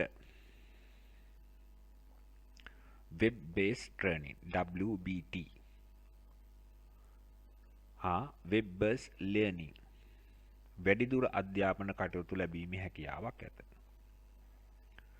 එතකොට අපි අන්තර්ජාලය ඔස්සේ ගුරුවරයෙකු සම්බන්ධ කරගෙන අධ්‍යාපන කටයුතු සිදු කිරීම WBT එකක්. එතකොට දැන් මේ වෙලාවේදී ඔබ මා සම්බන්ධ කරගෙන ලයිව් නොවුනට මා ඔබට සම්බන්ධ කරගෙන අධ්‍යයන කටයුතු කරන්නේ WBT එකක්. ඒ වගේම සමහර අය ඉන්නෝනේ දැන් අපි වගේ අය සමහරලාට දරුවෝ වෙන්නත් පුළුවන්. ගුරුවරයෙක් නැහැ. නමුත් ඔබට අධ්‍යාපනයට ඕන කරුණු කාරණා අන්තර්ජාලය ඔස්සේ සර්ච් කරමින් ඒකට පවතින වෙබ් අඩවි මොනවද කියලා බලලා ඒකට පවතින වීඩියෝ දර්ශන නරඹමින් ඔබ තනියෙන් ඉගෙනගෙන යනවා. ඔව්. WBL එකක්. web based learning එකක්. right. යට ලියන විදිහට මෙසේ අන්තර්ජාලයේ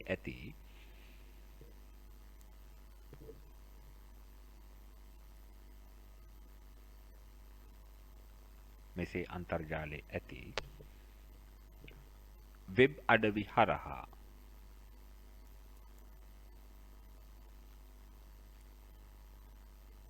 ගුරුවරයෙකු සම්බන්ධ කරගෙන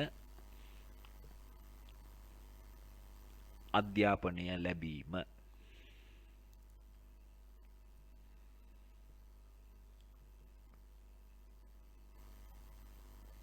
වරහන් තුල දාන්න WBT. වරහන් වහන්න, ඉරක් ගහන්න. WBC කියන්නේ BT කියන්නේ මොකද්ද? W web. B කියන්නේ based. පාදක වෙනවා. T කියන්නේ training.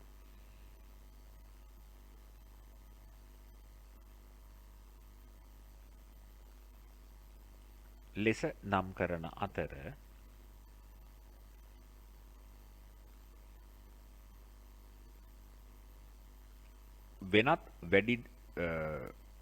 වෙනත් අධ්‍යාපන කටයුතු ස්වයංව ලබා ගැනීම. අධ්‍යාපන කටයුතු ස්වයංව අධ්‍යයනය කිරීම.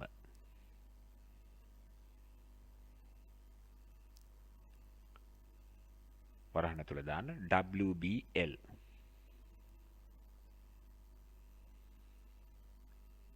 ඉරක් ගහලා ලියන්න web based learning. web based learning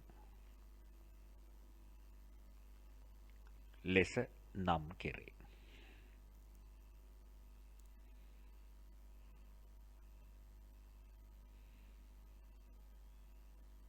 එතකොට දැන් අධ්‍යාපනය මේ ආකාරයට ලැබීමෙන් දැන් වර්තමානයේදීත් ඕගොල්ලෝ එහෙමනේ කරන්නේ. එක්ක ගුරුවරයෙක් බහුතරයක් වෙන්නේ ගුරුවරයෙක් සම්බන්ධ කරගෙන අධ්‍යයන කටයුතු කරනවා.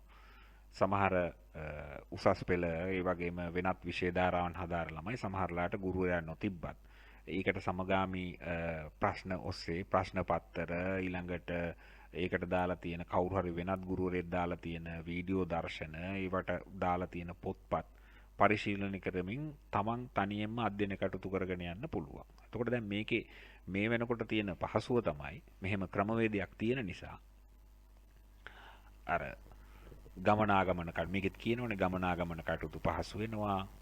හරිනේ. ඒ කාලය ඉතිරි වෙනවා. ඒකට යන මිල මුදල් ඉතිරි වෙනවා. තමන්ගේ ඇඳුම් පැළඳුම් වලට යන අමතර වියදම් ඉතිරි වෙනවා. මහන්සිය අඩු වෙනවා. මේ දේවල් තියෙනවා. හැබැයි දැන් මේ වගේ දේවල් ගොඩක් වෙලාවට සුදුසු වන්නේ නිර්දේශ කරන්නේ වෙනත් රටවල් වලදී දැන් උසස් අධ්‍යාපනය ලබන අයට. දැන් පොඩි දරුවන්ට අපි තුන් දැන් එකේ පන්ති දෙකේ පන්ති තුනේ පන්ති ළමයෙකුට මේ ක්‍රමවේදය එයාට අල්ලන්නේ නැහැ. ගුරුවරයා පේන්නේ ඉන්න ඕනේ මොකද පාලනය කරන්න ඕනේ ඒගොල්ලෝ දඟා ඊහාට මෙහාට යනවා වැඩි කෙරෙන්නේ කරාද කියලා බලන්න ඕනේ වැරද්ද හදන්න ඕනේ ඒ වගේම සහයෝගයෙන් වැඩ කරන්න කියලා දෙන්න ඕනේ අන්න ඒ ගති ලක්ෂණ මේවා මේ ක්‍රමවේදයන් ඔස්සේ ඇති වෙන්නේ නැහැ එතකොට ඉගෙන ගන්න ඕනේ කියලා හිතන දරුවා එහෙම නැත්නම් ඉගෙන ගන්න බල කිරීමෙන් ගෙදරදී යොමු කරන දරුවා විතරයි මේ විදියට ඉගෙන ගැනීම සිදු වෙන්නේ. එතකොට මේකේ හොඳ පැත්ත වගේම නරක පැතිත් තිබෙනවා.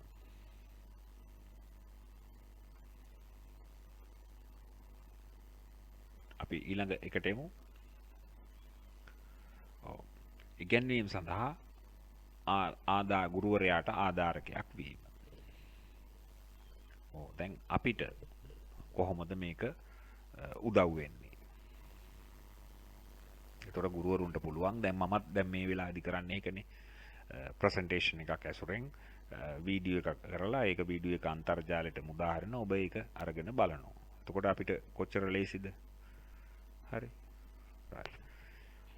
ඇටි ලියන විදිහට ඔව්. ගුරුවරයාට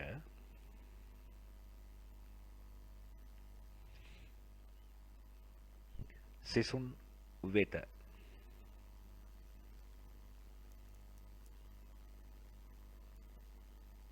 අධ්‍යාපන තොරතුරු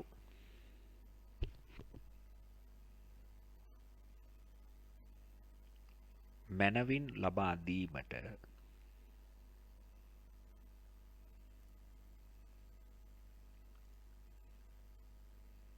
මෙම ක්‍රමවේදය ඔස්සේ පුළුවන්.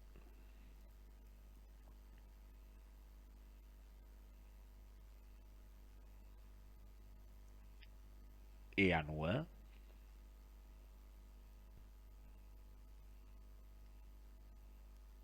එක පාඩම් වලට අදාළ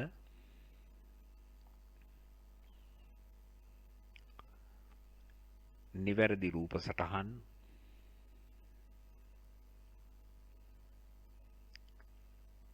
සජීවීව ලබා දීම. එතකොට අපිට ඇඳ ඉන්න ඕනේ. ඒකට අවශ්‍ය කරන රූප සටහන අන්තර්ජාලයෙන් බාගත කරලා වැඩසටහනට ඉගෙනවීමට අවශ්‍ය කරන දේවල් වලට ප්‍රසන්ටේෂන් එකට ගන්න පුළුවන්. ඒව එක්ස්ප්‍රෙස් කරගන්න.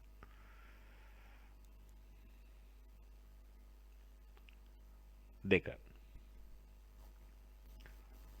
ගුරුවරයාට ඉගෙනවීම කටයුතු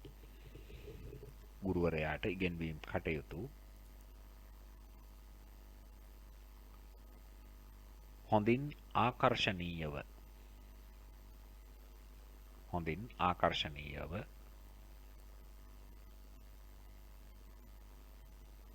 සිසුන් වෙත ලබා දිය හැකිය.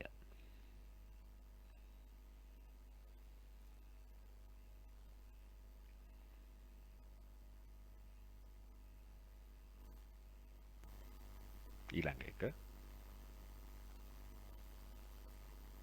පාඩම් වලට අදාළ කෙටි සටහන් පැවරුම්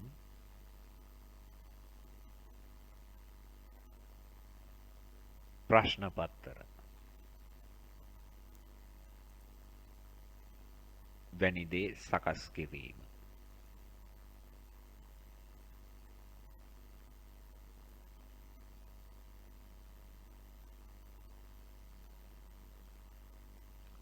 ඊළඟ එක දැන් ගුරුවරුන්ටත් අපිට දැනුම අලුත් වෙන්න ඕනේ. දැන් සමහරවිට එයා ගුරුවරයෙක් වුණේ මීට අවුරුදු 30කට වෙන්න පුළුවන්. කලින් වෙන්න පුළුවන්. එතකොට ඒ වෙනකොට ඉගෙන ගත්ත දේම හරියන්නේ නැහැ. අවුරුදු 30කට පස්සෙත් එයා සර්විස් එකේ ඉන්නවා නම්, රැකියාවේ ඉන්නවා නම් උගන්වනකොට විෂය මාලාවන් වෙනස් වෙනවා. එතකොට ඒ විෂය කරුණු ඒගොල්ලොත් පුහුණු වෙන්න ඕනේ. එතකොට අපිට ඕන කරන විෂය පතයන් තව පුළුල්ව අධ්‍යයනය කරන්න හරි දේ මොකක්ද අලුත් දේවල් මොනවද කියලා බලන්න අන්තර්ජාල පහසුකම් අවශ්‍ය වෙනවා. හරි එහෙනම් ලියන්න.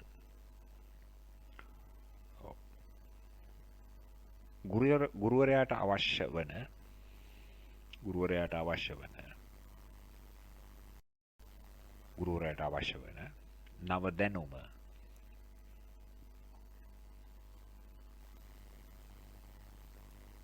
නව විෂයන් පිළිබඳව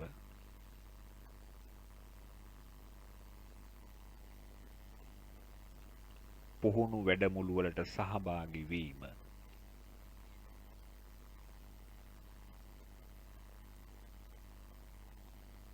අන්තර්ජාලය ඔස්සේ සිදු කළ හැකිය.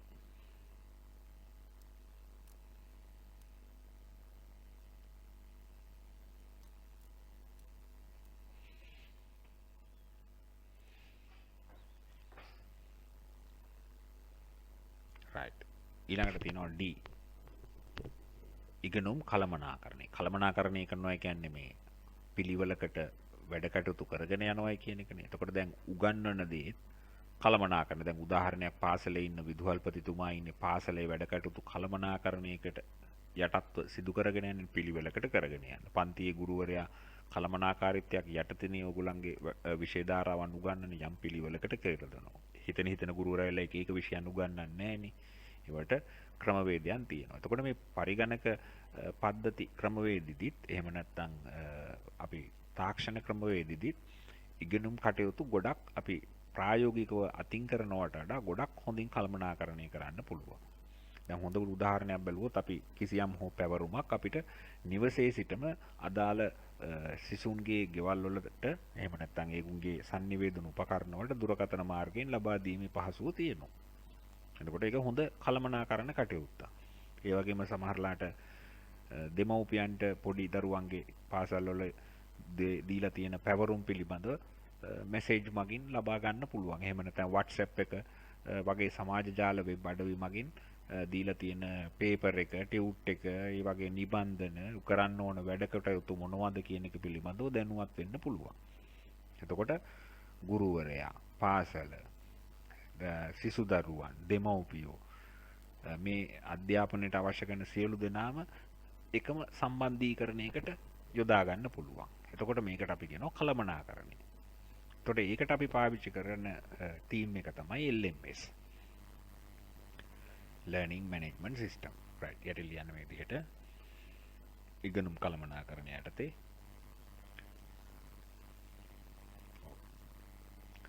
අධ්‍යාපන කටයුතු කළමනාකරණය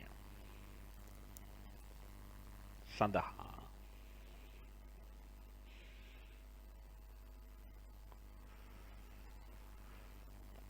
වර්තමානයේ බොහෝ පාසල් තුල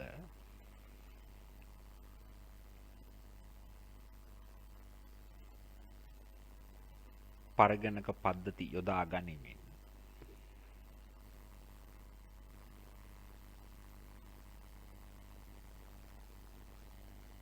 එම පාසලේ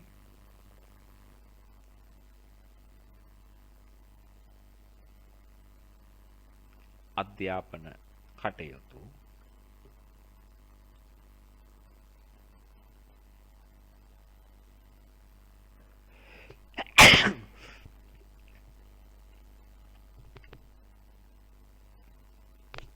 ඉතා දියුණු මට්ටමින් සිදු කරමින් පවතී.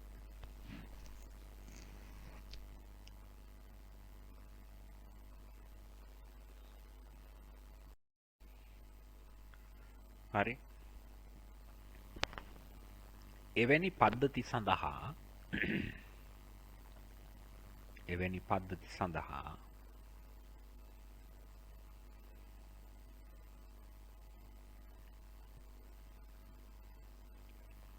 ඉගෙනුම් කළමනාකරණ පද්ධති ලෙස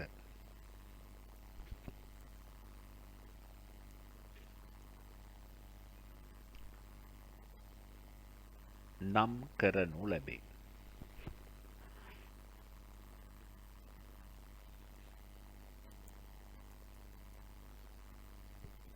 ඉගෙනුම් කළමනාකරණ පද්ධති ලෙස නම් කරනු ලැබේ. right. වරහන තුල දාන්න.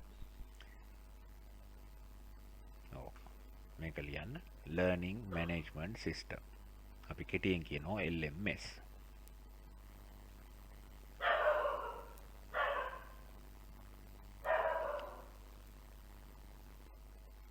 හරි.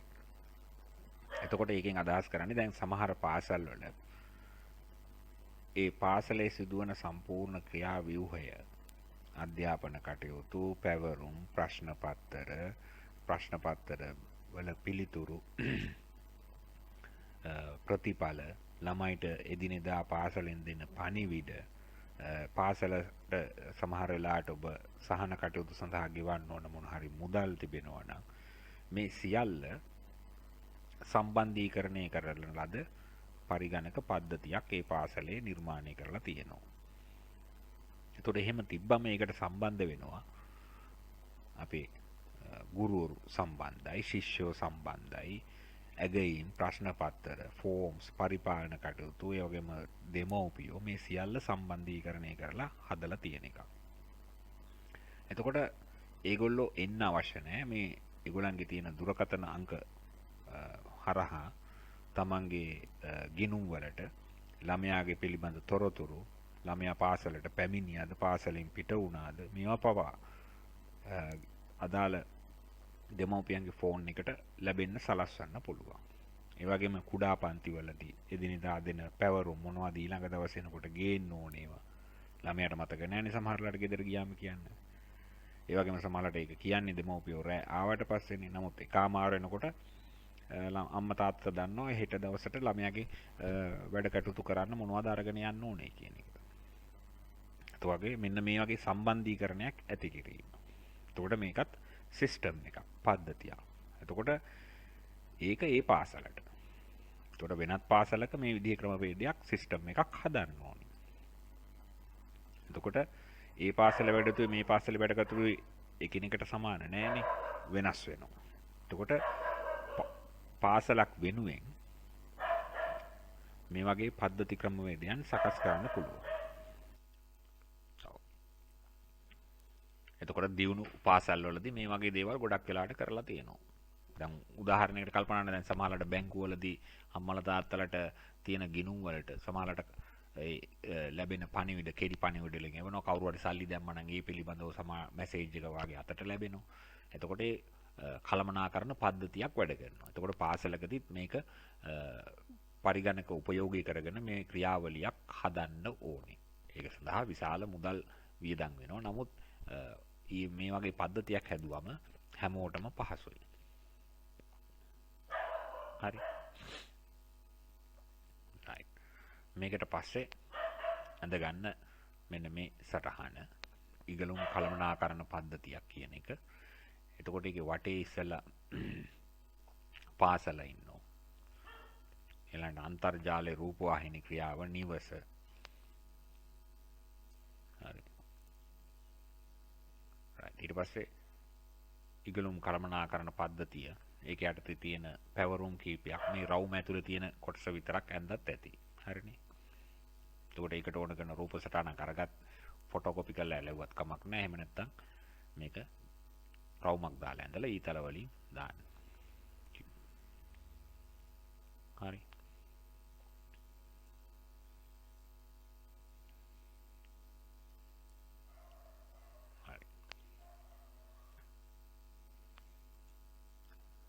right ඊළඟට තියෙනවා දැන් ඒ පද්ධතිය මගින් කර තියෙන පහසුකම්. ශිෂ්‍යයාට තියෙන පහසුකම් තියෙනවා, පාසල් කළමනාකාරීත්වයට තියෙන පහසුකම් තියෙනවා.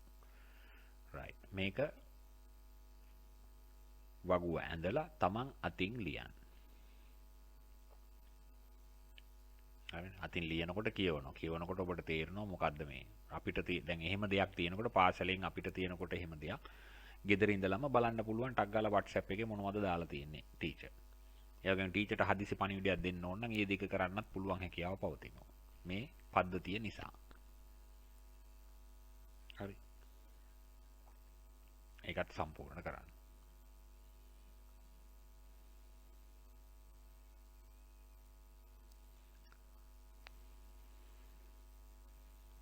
right එතකොට ඒ අන්තිම එක තියෙනවා සමට අධ්‍යාපන ලැබීමේ හැකියාව.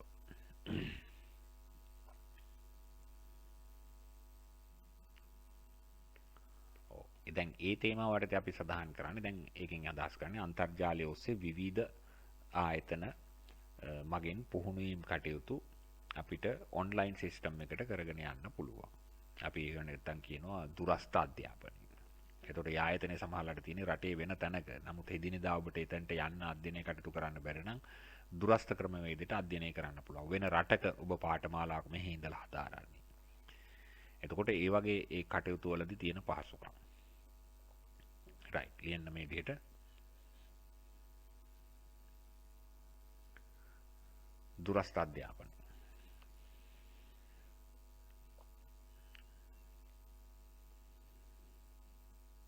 රයිට්. ඒකට තියන්න. තොරතුරු තාක්ෂණයේ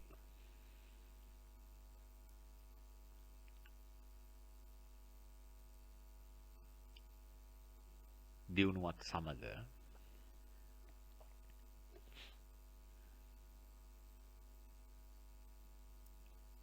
ඕනෑම පුද්ගලයෙකුට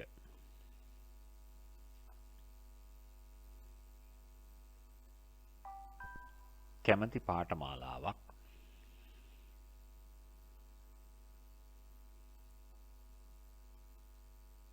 දුරස්ථව අධ්‍යාපනය ලැබිය හැකිය.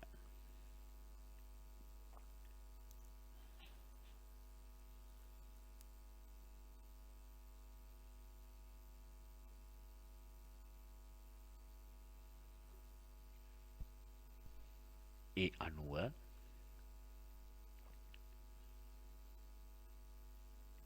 එවැනි දුරස්ථ පාඨමාලාවල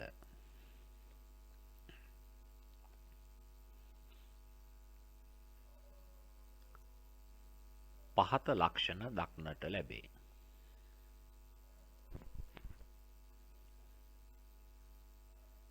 දැන් ගොඩාක් අය මේ රටේ ඉඳලා වෙනත් රටවල් වල තියෙන පාඨමාලාවල් හදාරනවා. ඒකට ගිහිල්ලත් හදාරන අය ඉන්නවා. මෙහි ඉඳලා හදාරන කට්ටියත් ඉන්නවා.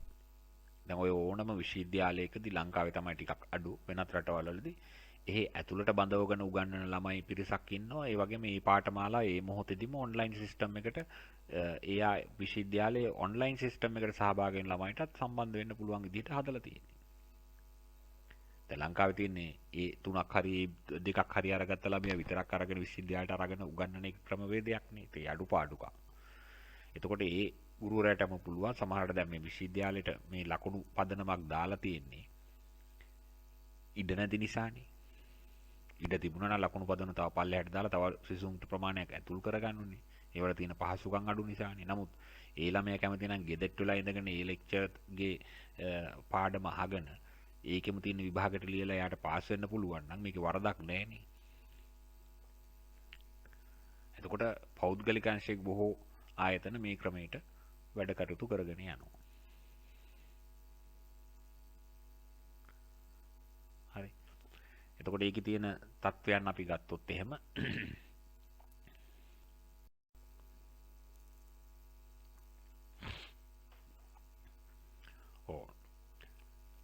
නම්‍යශීලී කාලරාමුවක් තුළ පහසු ස්ථානයක සිට අධ්‍යාපනය හැදෑරීමේ හැකියාව. කැමති වෙලාවක ඔබට එතකොට නිවසේ ඉඳලා ජොබ් එකක් කරලා සමහරලාට මේ පාඩම් වලට එකතු වෙන්න පුළුවන් අයත් ඉන්නවා. ඒතකොට විශ්වවිද්‍යාලයට යන්න අවශ්‍ය වෙන්නේ නැහැ. ඒ පාඩම් ආය මධ්‍යස්ථානයට යන්න ඕනේ නැහැ. ඒ පාඩමට අදාළ දේවල් අන්තර්ජාලයේ තියෙන නිසා එදිනෙදා ඒවා ඩවුන්ලෝඩ් කරගෙන හරි ඔන්ලයින් සිස්ටම් එකට හරි වා කැමති වෙලාවකට ඒවා අධ්‍යයනය කරලා ඒවට අවශ්‍ය කරන පැවරුම් වලට පිළිතුරු සපයලා තමන්ගේ අධ්‍යාපන කටයුතු ස්වයංව කරගෙන යන්න පුළුවන්. දෙවෙනි එක පාඨමාලා ලියපදිංචියේදී ලබා දෙන අංකිත පුස්තකාල. ඒ වගේ ආයතන වල සම්බන්ධ වුණා මේ ආයතනයේ පවතින පුස්තකාලය ඔන්ලයින් e-book සිස්ටම් එක ඔබට පරිශීලනය කරන්න පුළුවන් ඔන්ලයින් සිස්ටම් එකට. දැන් අපි මේ කරනවා වගේ. මේ තියෙන්නේ ඔබගේ e-book එකනේ. මාර්ගගත ක්‍රමයට පැවරුම් හා ප්‍රශ්නාවලි. ඒතර ප්‍රශ්න පත්‍රය වන්නේත් එහෙමයි. දැන් මේ දවස්වල තියෙන ටීචර්ලා මේ ප්‍රශ්න පත්‍රේ පුතා print කරගෙන කරන්න කියනවා. WhatsApp එකේ ගොඩක් වෙලාට එවන්න ඕනේ.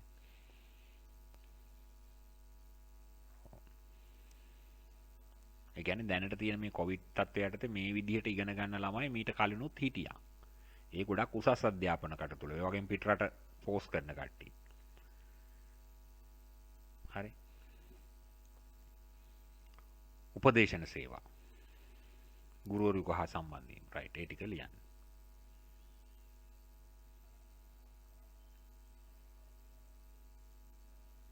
හරි. දැන් මේ ටිකේ තියෙන්නේ කොහොමත් ඔයගොල්ලෝ ලියාගත යුතු කරුණු. මට තියෙන්නේ මොකද්ද කියන එක පොඩ්ඩක් පැහැදිලි කරලා දෙන්න විතරයි. ඔව්. දැන් එතකොට අපි අද සාකච්ඡා කරේ ගොඩක් දේවල්. එක කොටසක් අපි කතා කරා. ඔව්. අධ්‍යාපන ක්ෂේත්‍රයේ යෙදුම්. ඒ වගේම e-government. ඔව්. එතකොට තොරතුරු තාක්ෂණයේ යෙදුම් අවස්ථාවන් අපි දෙකක් මේ වෙනකොට සම්පූර්ණ කරලා තියෙනවා. ඊ-රාජ්‍ය සංකල්පය සහ අධ්‍යාපනයේ ක්ෂේත්‍රයේ යෙදුම්. හරි. රයිට්. එතකොට මේ සතිය තුළ ඒවා ලියලා ඒවට ගැලපෙන පින්තූර අලවලා එහෙම නැත්නම් අඳින්න ඕනේ ඒවා තියෙනවා නම් රවුන්ඩ් දාලා ඇඳලා සම්පූර්ණ කරගන්න. ඔව්. ඊළඟ සතිය අපි බලමු සෞඛ්‍ය ක්ෂේත්‍රයේ යෙදුම් කොයි වගේද. දැන් සෞඛ්‍ය උපකරණ තියෙනවා, වෛද්‍ය උපකරණ තියෙනවා. ඒ උපකරණ වල මොනවද කෙරෙන්නේ කියන එක පිළිබඳව ඊළඟට අධ්‍යයනය කරන්න තියෙනවා. කෘෂිකාර්මික ක්ෂේත්‍රය තියෙනවා. රයිට්. ලබන සතිය අපි බලමු සෞඛ්‍ය හා කෘෂිකාර්මික ක්ෂේත්‍ර පිළිබඳව. එහෙමනම් අපි ඊළඟ සතියෙන් නැවත හමු වෙනකන් ඔබ සැමට සුබ දවසක්.